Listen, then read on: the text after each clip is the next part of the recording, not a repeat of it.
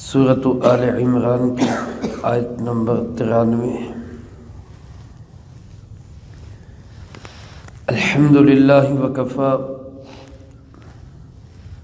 وسلام علی عبادہ الذین اصطفی، خصوصا علی سید الرسل وخاتم الانبیاء وعلى آلہ واصحابہ الاتقیاء، اما بعد فاعوذ باللہ من الشیطان الرجیم، بسم اللہ الرحمن الرحیم۔ كل الطعام كان حلا لبني إسرائيل إلا ما حرم إسرائيل على نفسه من قبل أن تنزل التوراة، قل فأتوا بالتوراة فاتلوها إن كنتم صادقين، فمن افترى على الله الكذب من بعد ذلك فأولئك هم الظالمون۔ قل صدق الله، فاتبعوا ملة إبراهيم حنيفا وما كان من المشركين۔ كل الطعام، ہر وہ کھانا، کان حلا لبنی اسرائیل، وہ حلال تھا بنی اسرائیل کے لیے، الا ما حرم اسرائیل علی نفسہ، سوائے اس کے جس کو حرام قرار دیا اپنے آپ پر اسرائیل نے خود اپنی طرف سے، من قبل ان تنزل التوراة، پہلے اس سے کہ اتاری جائے تورات۔ قل فأتوا بالتوراة، آپ فرما دیجئے کہ لے آؤ تورات کو، فَاتْلُوهَا إِن كُنتُمْ صَادِقِينَ، اور پھر اس کو پڑھیے اگر تم سچ بولنے والے ہو۔ فَمَنِ افْتَرَى عَلَى اللَّهِ الْكَذِبَ، پس جس شخص نے الزام لگایا اللہ پر جھوٹ کا، من بعد ذلك، اس کے بعد، فَأُولَئِكَ هُمُ الظَّالِمُونَ، یہی لوگ ظالم ہیں۔ قل صدق اللہ، آپ فرما دیجئے کہ اللہ رب العالمین نے سچ فرمایا۔ فاتبعوا ملت ابراہیم حنیفا، سو پیروی کرو حضرت ابراہیم علیہ السلام کی ملت کی جو یکسو ہونے والے تھے، وما کان من المشرکین، اور وہ مشرکوں میں سے نہیں تھے۔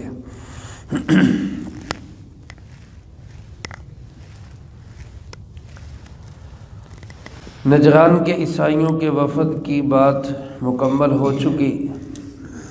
یہاں اللہ رب العالمین نے ایمان والوں کے صدقات اور ایمان والوں کے عطیات کی قبولیت کا ذکر کیا، اور اس کے ساتھ ان آیات مبارکہ میں یہودیوں کی طرف سے جناب محمد کریم صلی اللہ علیہ وآلہ وسلم سے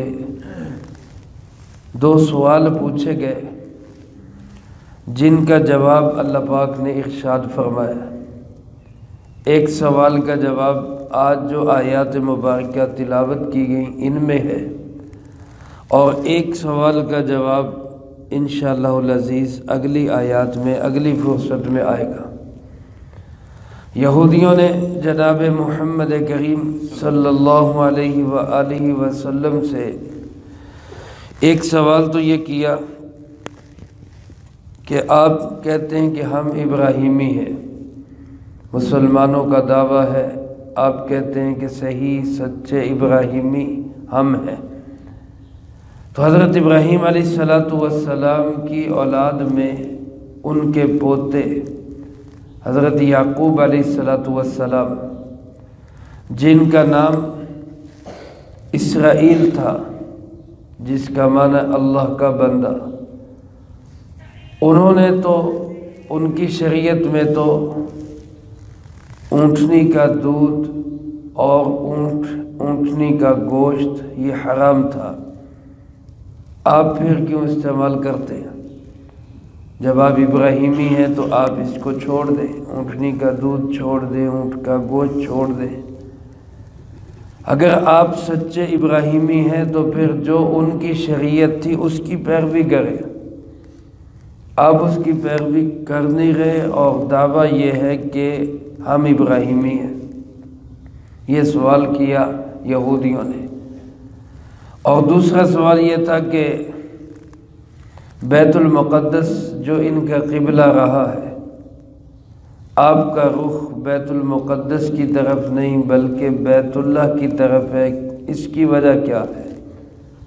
اگر آپ ابراہیمی ہیں تو پھر آپ قبلہ بھی انہی والا اختیار کریں۔ اس دوسرے سوال کا جواب تو انشاءاللہ العزیز اگلی فرصت میں، اگلی آیات میں آئے گا۔ پہلے سوال کا جواب اللہ پاک نے ان آیات مبارکہ میں ارشاد فرمایا۔ اللہ پاک ارشاد فرماتے ہیں کہ حضرت یعقوب علیہ السلام جن کا نام اسرائیل بھی ہے، انہوں نے خود اپنے آپ پر اونٹنی کے دودھ کو اور اونٹ کے گوشت کو حرام قرار دیا تھا، منت مانی تھی، اللہ کی طرف سے کوئی حکم نہیں تھا یہ کہ اللہ رب العالمین نے اس کو حرام قرار دیا ہو، ایسا ہرگز نہیں ہے۔ میرے محترم دوستو، ایک بات تو یہاں یہ سماعت فرما لیں کہ اسرائیل اللہ کے ایک نبی کا نام ہے۔ آج کل ہمارے ہاں جو ریاست ہے، یہودیوں نے جو قبضہ کیا ہوا ہے فلسطین پر، اور اس کا نام بھی انہوں نے دھوکہ دینے کے لیے اسرائیل رکھا ہے۔ یہ فراڈ ہے سارا۔ جس طرح مرزائیوں نے، قادیانیوں نے چنیوٹ کے قریب جگہ کا نام ربوہ رکھا، صرف یہ دھوکہ دینے کے لیے کہ قرآن کریم میں حضرت عیسیٰ علیہ السلام کے متعلق آتا ہے کہ وہ ربوہ میں آئیں گے۔ وہاں ربوہ سے مراد ہے اونچی جگہ، ربوہ یا اونچی جگہ پہ وہ ان کا ٹھکانہ ہوگا۔ تو یہ دھوکہ دینے کے لیے کہ یہاں جو مرزا غلام قادیانی، جو ان کا جھوٹا نبی، کبھی اس کو مسیح کہتے ہیں، کبھی اس کو مہدی کہتے ہیں، کبھی نبی اور کبھی آخری نبی، نعوذ باللہ من ذالک، تو یہ دھوکہ دیا جائے کہ یہ ربوہ یہی ہے جس کا قرآن میں ذکر ہے۔ اللہ کے فضل و کرم سے الحمدللہ علماء کرام کی محنتوں سے، بالخصوص ہمارے حضرت مولانا منظور احمد چنیوٹی، اللہ ان کی قبر پہ کروڑوں رحمت نازل فرمائے، انہوں نے اس جگہ کا نام بھی تبدیل کروا کے جناب نگر رکھا تاکہ یہ دھوکہ بھی کوئی کسی کو نہ دے سکے۔ اسی طرح یہودیوں نے اپنے اس دھوکے اور قبضے سے اور طاقت سے جس جگہ پہ قبضہ کیا اس کا نام اسرائیل رکھا ہے۔ بعض لوگ سمجھتے ہیں کہ آج اسرائیل کو اگر گالی دی جائے گی تو یہ اللہ کے نبی کو گالی ہوگی، ایسا نہیں ہے۔ یہاں اگر کوئی کہتا ہے اسرائیل مرد آباد تو اس کا معنی وہ اللہ کے نبی نہیں ہوتے، بلکہ یہ مقبوضہ ملک ہے جو یہودیوں نے قبضہ کر کے اس پہ اجارہ داری قائم کی ہوئی ہے۔ اس لیے یہ دو چیزوں کو خلط ملط نہ کیا جائے۔ اسرائیل حضرت یعقوب علیہ السلام اللہ کے نبی، اللہ کے بندے ہیں اور ہم ان کا احترام کرتے ہیں، لیکن یہ اسرائیل جنہوں نے ملک کا نام دھوکے سے رکھا ہے یہ فراڈ ہے۔ اس کے متعلق ہم یہی کہیں گے کہ اسرائیل مرد آباد ہے۔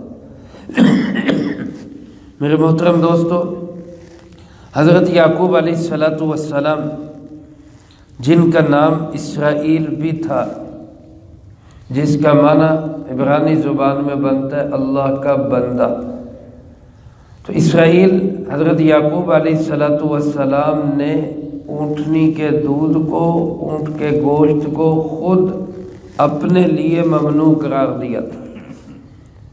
مفسرین کرام رحمہم اللہ نے لکھا ہے حضرت یعقوب علیہ السلام کو ایک بیماری لگ گئی، جس بیماری کو حکیم لوگ اپنی اصطلاح میں عرق النساء کا نام دیتے ہیں۔ عرق النساء، نساء یہ ایک پٹھے کا نام ہے جو پوری ٹانگ میں ہوتا ہے، کمر سے لے کر ران سے ہوتا ہوا پاؤں کے انگوٹھے تک جاتا ہے۔ اس پٹھے میں جب درد ہوتا ہے، جس کو ہمارے ہاں لنگڑی کا درد بھی کہتے ہیں، کبھی ایک ٹانگ میں ہوتا ہے کبھی دونوں ٹانگوں میں، اور بڑا خوفناک درد ہوتا ہے۔ اللہ پاک ہم سب کی اس سے حفاظت فرمائے۔ حضرت یعقوب علیہ السلام کو یہ تکلیف جب ہوئی تو انہوں نے منت مانی کہ اگر اللہ مجھے اس بیماری سے، اس تکلیف سے نجات دے دے تو میں اپنی سب سے پسندیدہ چیز کو چھوڑ دوں گا، پھر کبھی میں اس کو کھاؤں گا نہیں، پیوں گا نہیں۔ اللہ کی شان، اللہ پاک نے شفا عطا فرما دی۔ تو حضرت یعقوب علیہ السلام کو سب سے جو چیز پسندیدہ تھی وہ اونٹ کا گوشت یا اونٹنی کا دودھ تھا۔ انہوں نے اپنی اس منت کو پورا کیا اور پھر دوبارہ کبھی اس کو استعمال نہیں کیا۔ ان کی دیکھا دیکھی شاید کچھ لوگوں نے، ان کے خاندان کے کچھ لوگوں نے، ان کے امتیوں میں سے بعضوں نے، انہوں نے بھی چھوڑ دیا، اور یہی بات پھر آگے چل کر ان یہودیوں نے یہ مسئلہ بنا لیا، اور انہوں نے یہاں تک کہہ دیا کہ یہ تورات میں حکم ہے، یہ تورات میں حکم ہے، اونٹ کا گوشت ممنوع ہے، اونٹنی کا دودھ ممنوع ہے، یہ تورات میں۔ تو اللہ رب العالمین نے ایک جواب تو اس کا یہ دیا کہ ایسی بات نہیں ہے، کل الطعام کان حلا لبنی اسرائیل، ہر وہ کھانا جو حلال سمجھا جاتا ہے وہ بنی اسرائیل کے لیے بھی حلال تھا۔ جو حلال کھانے ہیں وہ سارے کے سارے بنی اسرائیل کے لیے بھی حلال تھے، الا ما حرم اسرائیل علی نفسی، سوائے اس کے کہ جو حضرت اسرائیل یعنی حضرت یعقوب علیہ السلام نے خود اپنے آپ پر حرام قرار دے لیا، من قبل ان تنزل التوراۃ، تورات کے اترنے سے بھی بہت سالوں پہلے۔ لیکن تورات نازل ہوئی حضرت موسیٰ علیہ السلام پر، اور یعقوب علیہ السلام جو ہیں یہ حضرت موسیٰ علیہ السلام کے دادا ہیں۔ اب دیکھیں اس میں صدیوں بیت گئی، درمیان میں سالوں نہیں صدیوں کا فاصلہ ہے۔ حضرت یعقوب علیہ السلام کے دادا کے، حضرت موسیٰ علیہ السلام کے دادا ہیں حضرت یعقوب علیہ السلام، تو سالوں نہیں صدیوں کا فاصلہ ہے۔ تو تورات میں وہ حکم کیسے آ گیا جو حضرت یعقوب علیہ السلام نے خود اپنے آپ پہ لاگو کیا تھا؟ وہ پہلے والا حکم اس میں کیسے آ گیا؟ تو حضرت یعقوب علیہ السلام نے خود اپنے آپ پہ لاگو کیا تھا، تورات میں اس کا کوئی حکم نہیں ہے۔ اللہ پاک نے چیلنج کیا یہودیوں کو، فَأْتُوا بِالتَّوْرَاةِ إِن كُنتُمْ صَادِقِينَ فَاتْلُوهَا إِن كُنتُمْ صَادِقِينَ، تورات لے آؤ اور لا کے اس کی تلاوت کرو، پڑھو، کہاں پہ یہ حکم لکھا ہوا ہے؟ اگر تم سچ بول رہے ہو، اگر تمہارا دعویٰ ہے کہ تورات میں یہ حکم موجود ہے اور یہ ابراہیم علیہ السلام سے چلا آ رہا ہے، تو پھر لاؤ تورات کھولو، اس میں دکھاؤ ہمیں کہاں پہ یہ حکم لکھا ہوا ہے، پڑھ کے سناؤ کہاں پہ ہے تورات کا یہ حکم۔ تو جب تورات کے اندر یہ نہیں، اور یہ ایسا چیلنج ہے میرے عزیز دوستو جس کو یہودی آج تک بھی پورا نہیں کر سکے، آج بھی پورا نہیں کر سکتے۔ آج کی تورات میں یہ حکم دکھا دیں تب بھی قرآن کہے گا کہ ٹھیک ہے۔ آج تحریف شدہ تورات کے اندر بھی یہودی یہ حکم نہیں دکھا سکتے کہ اونٹنی کا دودھ یا اونٹ کا گوشت تورات میں کہیں حرام لکھا ہو۔ تو یہ ایک جھوٹ بولا جناب نبی کریم صلی اللہ علیہ وسلم کے زمانے میں، آپ کے متعلق، اور فرمایا کہ تم اگر سچے سچے ابراہیمی ہو تو پھر اونٹ کا گوشت، اونٹنی کا دودھ چھوڑو۔ اللہ پاک نے ان کو چیلنج کیا کہ اگر تم یہ دکھا دو کہ یہ تورات میں کہیں حرام لکھا ہے تو پھر بات بنے گی، ورنہ تمہارا یہ اعتراض جھوٹ ہے، جھوٹ پر مبنی ہے۔ فرمایا فمن افترى علی اللہ الکذب، اور جو اللہ کے متعلق جھوٹ بولتا ہے، کوئی بات اللہ پاک نے کہی نہیں اور وہ کہتا ہے یہ اللہ پاک نے کہا ہے، من بعد ذالک، اس کے بعد بھی وہ اسی بات پر قائم ہے، فاولئک هم الظالمون، اللہ پاک فرماتے ہیں یہی لوگ ظالم لوگ ہیں۔ دیکھیں ایک بات نبی کریم صلی اللہ علیہ وآلہ وسلم نے فرمائی نہ ہو اور ہم اس کو کہیں گے یہ حدیث ہے، آپ نے فرمایا، تو سرکار دو عالم صلی اللہ علیہ وآلہ وسلم نے کیا فرمایا؟ من کذب علی متعمدا فلیتبوأ مقعدہ من النار، او کما قال علیہ الصلاۃ والسلام، فرمایا جو میرے متعلق مجھ سے نسبت کرتے ہوئے، میری طرف منسوب کرتے ہوئے کوئی جھوٹی بات کہے گا وہ اپنا ٹھکانہ جہنم میں بنا لے۔ جب سرکار دو عالم صلی اللہ علیہ وسلم کی طرف جھوٹ کی نسبت کرنے سے ٹھکانہ جہنم ہے، تو اللہ کی طرف جھوٹ کی نسبت کرنے سے ٹھکانہ کہاں ہوگی؟ خود اندازہ کر لیں۔ تو یہ یہودی اللہ کے متعلق بھی جھوٹ بولا کرتے، جی اللہ نے اونٹنی کا دودھ حرام کیا ہے، اللہ نے اونٹ کا گوشت حرام کیا ہے، اور تورات میں لکھا ہے اور ابراہیم علیہ السلام کی شریعت میں تھا۔ اے مسلمانوں، تم ابراہیمی کہلاتے ہو، تم اس کو کیوں استعمال کرتے ہو؟ تو فرمایا یہ سب جھوٹ ہے، نہ ابراہیم علیہ السلام نے اس کو حرام قرار دیا، نہ قرآن کریم میں، نہ تورات میں، نہ حضرت یعقوب علیہ السلام۔ صرف اتنا ہے کہ انہوں نے اپنی ایک منت پوری کی تھی، اور یہ منت ہماری شریعت میں بھی اس کا پورا کرنا جائز نہیں ہے۔ ان کی شریعت میں تھا کہ اگر کوئی شخص اپنے آپ پہ کوئی چیز حرام کر لے بطور منت کے، تو وہ اپنی منت پوری کرے، اس چیز کو حرام ہی سمجھے۔ ہماری شریعت میں اس کی اجازت نہیں ہے۔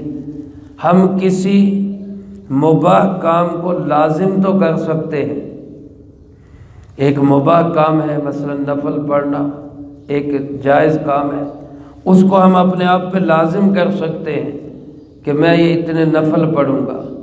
روزہ رکھنا ایک نفل کام ہے، اس کو ہم اپنے آپ پہ لازم کر سکتے ہیں۔ صدقہ کرنا ایک نفل کام ہے، اس کی ہم منت مان سکتے ہیں، میرا یہ کام ہو گیا تو میں اتنے روپے صدقہ کروں گا، ہم نے اپنے آپ پہ لازم کر لیا، یہ تو ٹھیک ہے۔ لیکن ہم کسی جائز چیز کو اپنے اوپر حرام نہیں کر سکتے۔